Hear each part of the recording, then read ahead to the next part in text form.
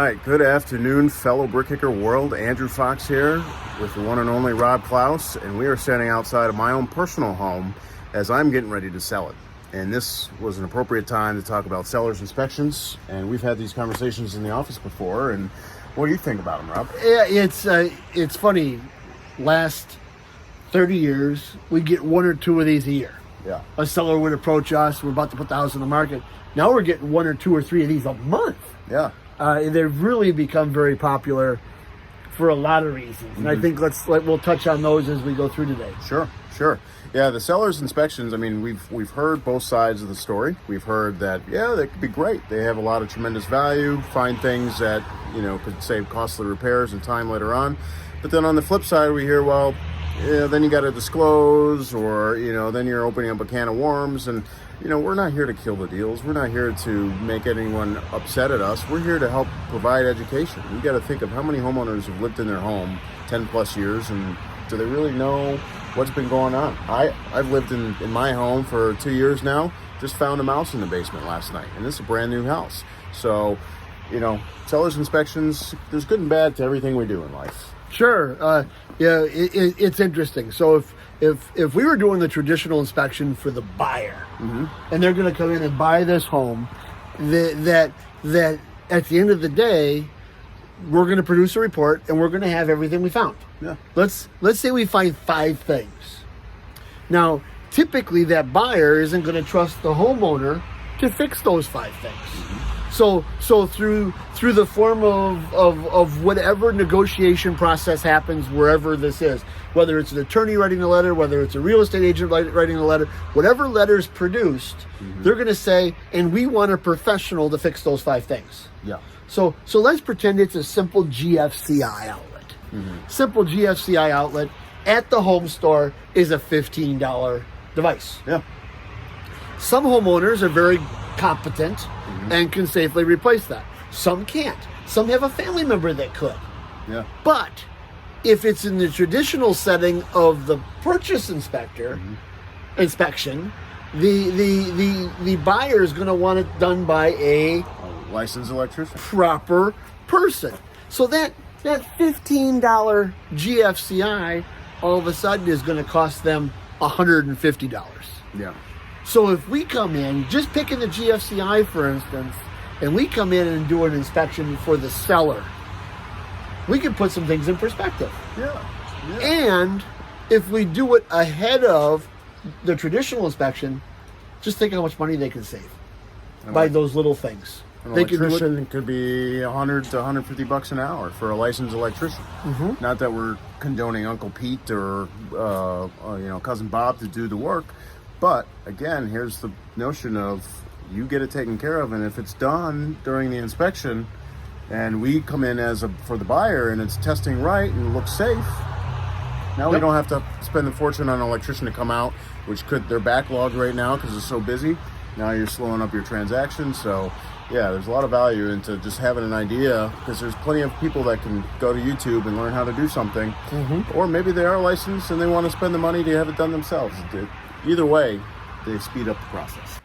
So we're back here, and now we're in my garage. It's all trimmed out, and isn't it crazy that they spend all the money for a garage that you're not going to enjoy because you're putting the house up for sale? But nonetheless, we wanted to bring some attention to a seller's inspection, and like Rob said earlier, we're getting a lot more of them coming in on a regular basis. And I think because homeowners are becoming more aware of the nuances of selling a house, they want to get it sold, they want to sell it quick. They don't want someone coming in and nickel and diming them. And so now the word is let's get an independent, unbiased eye in the house.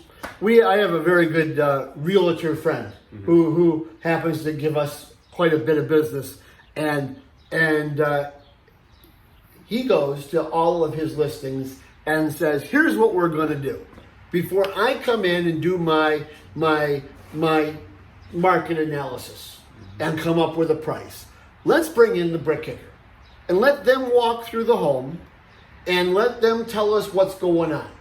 And so we've got a report here. We'll call that an A.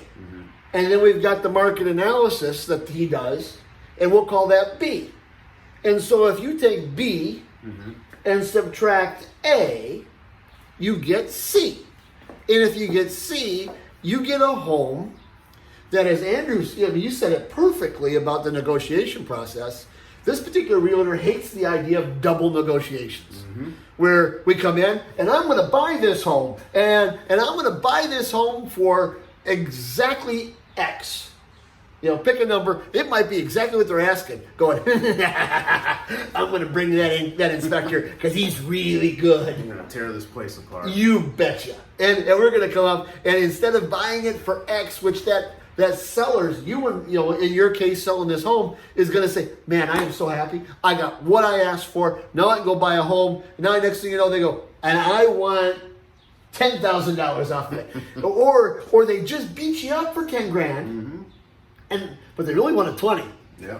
So they're going to take that home inspection and try to get another 10 out of it. And this realtor goes, oh no, here's what we're going to do. We're actually going to price it based on what the BrickKicker found already. Yep. So now, if you mention those things, we went, don't care. So Yep. it really becomes a lot of fun.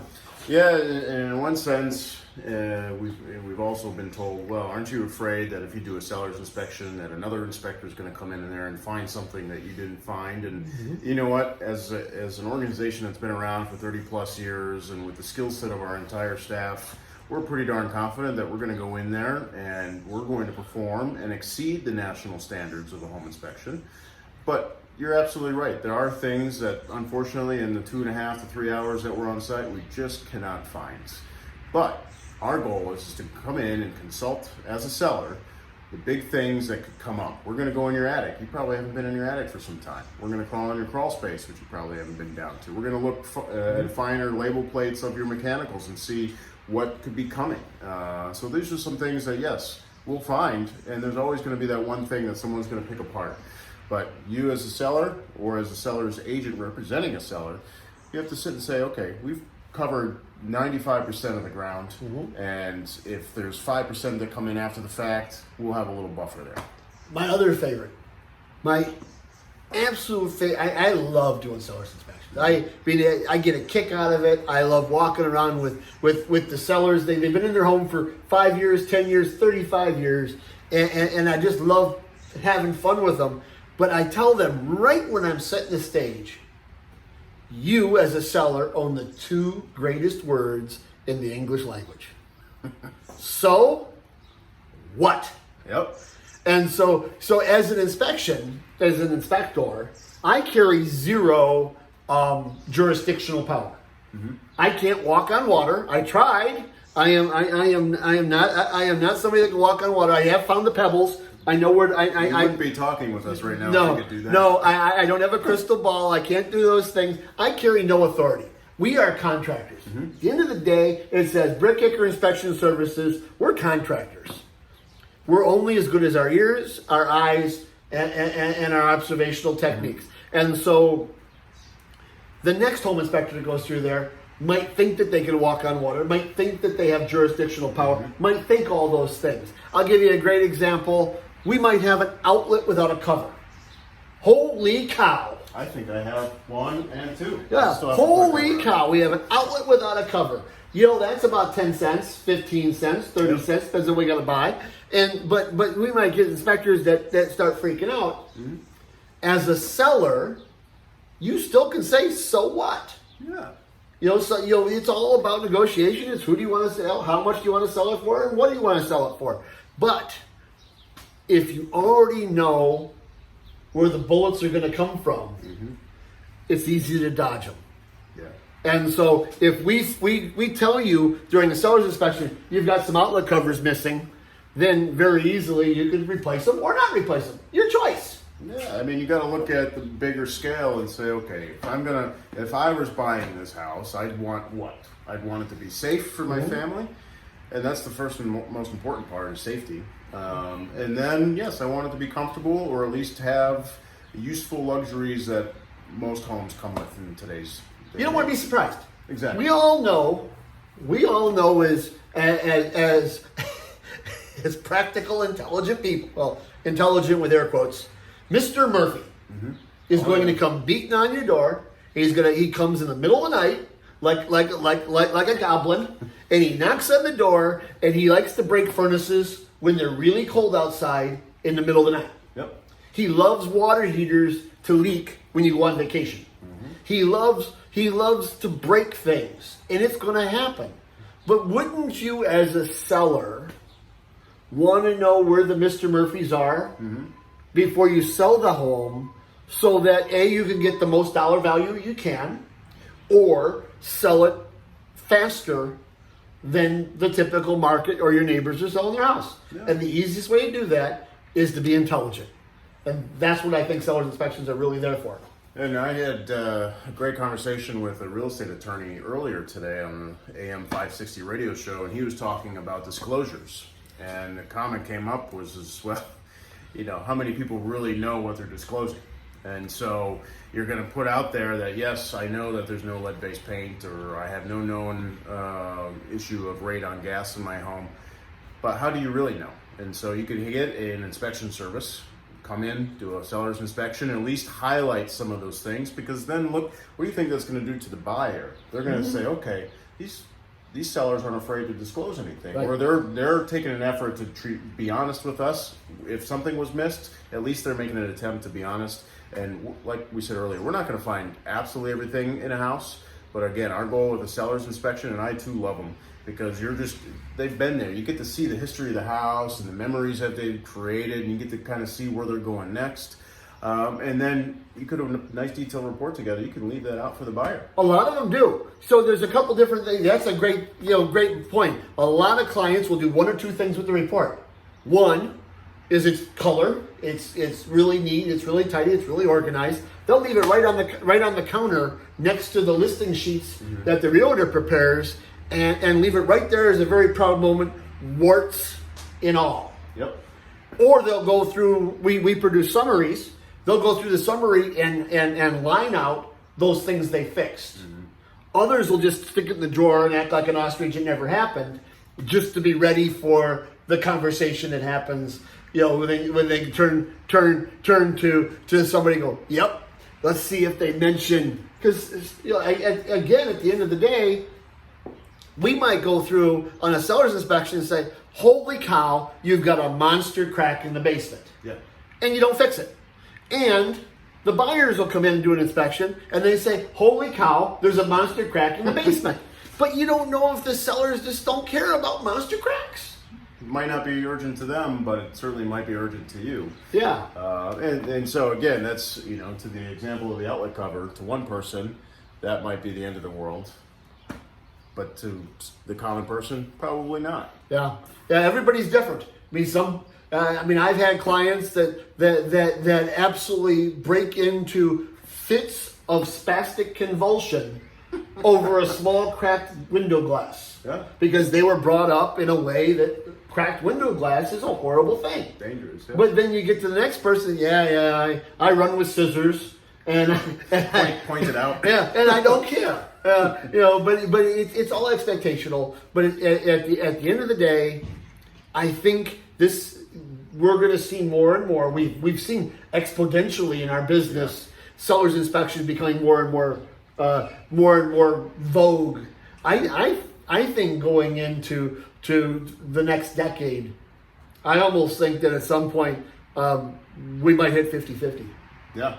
And the numbers, as we're looking, and we look at the stats, and we're starting to see that more and more buyers are buying their transactions without a realtor, or at least mostly without a realtor, and they're scoping it out and everything online. And so you hope that what they're looking at online is going to be accurate. And the only way to get real accuracy is to know those things ahead of time when you create that listing online. But then they're going to knock on your door, maybe without a realtor, and say, hey, I want to come in. And at that point, then they may have an inspection, they may not. But the whole goal is to have a chance to negate any kickback, any slowdown in the transaction, because there's not enough houses on the market right now. They're going gangbusters. There's bidding wars going on, and we know this won't last forever. The dynamics will change, but having that seller's inspection will really set the precedent, so that way you aren't losing out on a multi-bidding situation.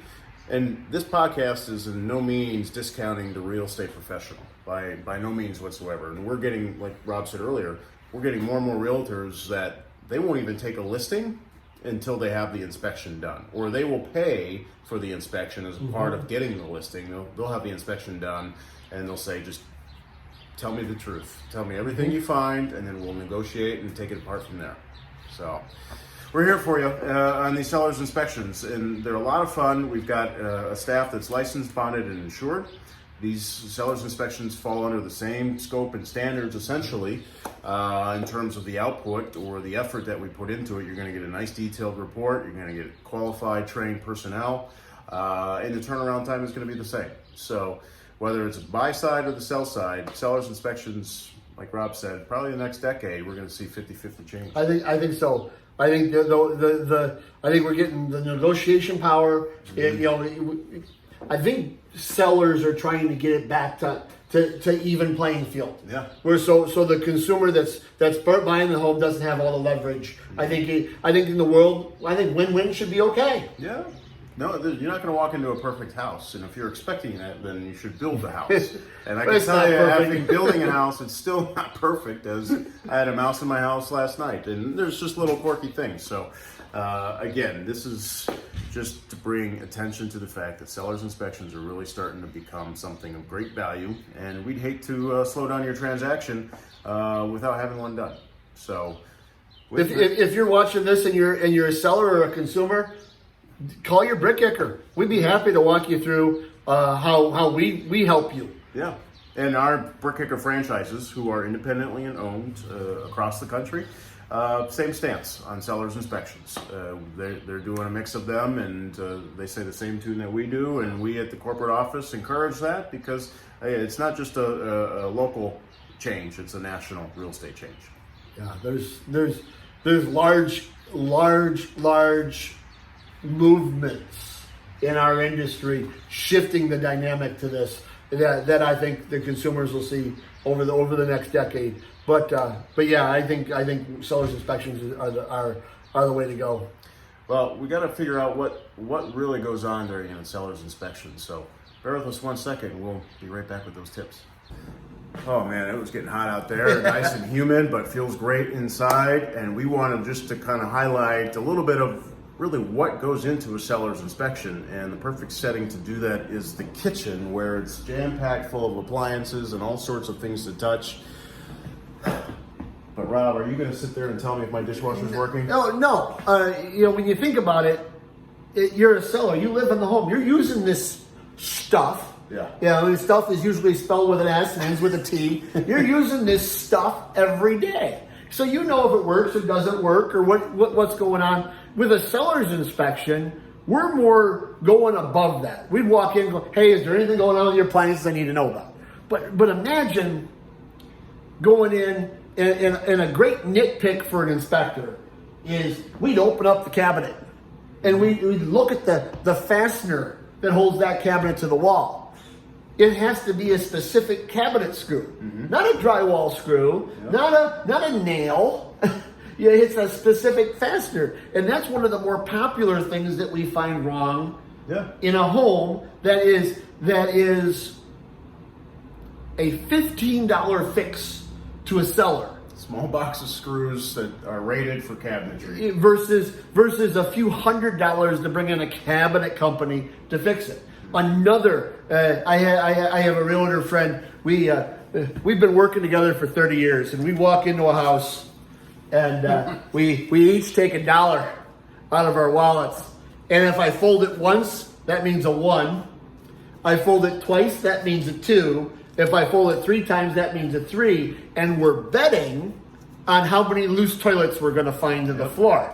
And it buys me a cup of coffee, or it buys her a cup of coffee. But it's funny for us. It's our chuckle because loose toilets, drywall screws are 2 of the most popular issues. And if you're going to bring a plumber in to fix a loose toilet, again, it's $150. Yeah. For a seller, it could be a couple pieces of wedge or a very expensive $1.19 wax ring. Yeah. To fix a loose toilet. But if it's left untouched That could be a $1,500 repair. Oh yeah, if we have water leakage and everything else. But even in the mundane, no water leakage. Oh, the toilet's loose. Well, get a plumber in here. Yeah. See, unfortunately, I guess we got to tell the secret. We got to tell the secret to our to the watcher, to our viewers or watchers or subscribers is not every inspection company works the same. Some of our colleagues love to make sure that they can justify their existence. Yeah. And they'll go, oh my gosh, loose toilet. And they're wiggling it and they're wangling it and they make it sound like it's the single worst thing that ever happened in life because it might be a really nice house and they just have to make sure that they got their dollar's worth from being there. I know for a BrickKicker inspection, we don't care. Everything is what it is.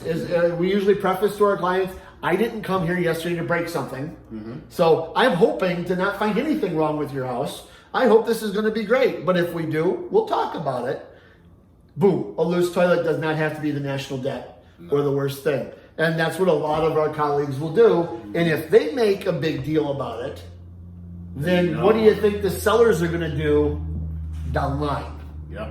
So that's where I think in a seller's inspection, those and I don't want to say silly because they're important, those small, inexpensive repairs, the GFCIs, the wrong screws, a loose toilet, some caulking around a tub spout, counseling the seller to say, hey, and don't be afraid the morning of the inspection to change your furnace filter. Yeah. So that the inspector doesn't have something to say about the filthy filter. Not to mention the precedence that a seller's inspection could set for the buyer's inspection. How many buyer's inspections have we done and the house wasn't prepared? They didn't know we were going to go in the attic. They didn't know we needed to access the electric panel. But now you've told them because you've said, hey, an inspector's going to mark that electric panel up because it's behind a built-in frame. Yep. Now you can prepare for it. And now all of a sudden, that simple electric panel for an inspector, because we have to take the dead front cover off, just cost you $300 to have an electrician do the same thing. You can save a ton of money on that, or like you say, getting rid of the attic, getting ready for the attic. I teach a course, a continuing education course for realtors, and one of the courses I teach is getting ready for the home inspection. We're creatures of habit. We're humans. If I have to work harder, I sometimes get grumpy. Don't send any cards or letters about how grumpy I can be. I understand that. I'm working through my progress on that. But if my life was simple, if the attic was accessible, if the electric box was, if the furnace was accessible, then I'm not sitting there grumping over moving stuff. My guess is my report will be a little bit smoother as well. We're humans. This is our nature. And I don't care if it's a BrickKicker inspection or some other firm's inspection, that's human nature. The easier you can make it for the inspector, the less opportunity they have to grow. Yeah. And it's also a good chance to get to know or to gather any documentation of work that you've had done during the house. The inspector will kind of guide you and consult you. And if you said, I had a new roof put on 2 years ago, or I had a new sump pump put in, well, you better find that warranty paperwork or any disclosures or any fallback, so that way a buyer feels good knowing that, they had the new roof and they didn't take the insurance check. The funny thing is your 2 years is really 5. Because it's amazing how time flies. God, I just remember I bought that refrigerator. Oh wait, it's 5 years old now. I can't believe it. Really, it's 5 years old. I can't. But it's amazing how time flies and how we forget about it. My inspection this morning, I happened to understand the dates of a specific window brand. And so I walked downstairs and I said, so you put these in 13. He goes, and he brought his paperwork. 12, 13, and 14. but the particular window I saw was a 13. But he wouldn't have remembered.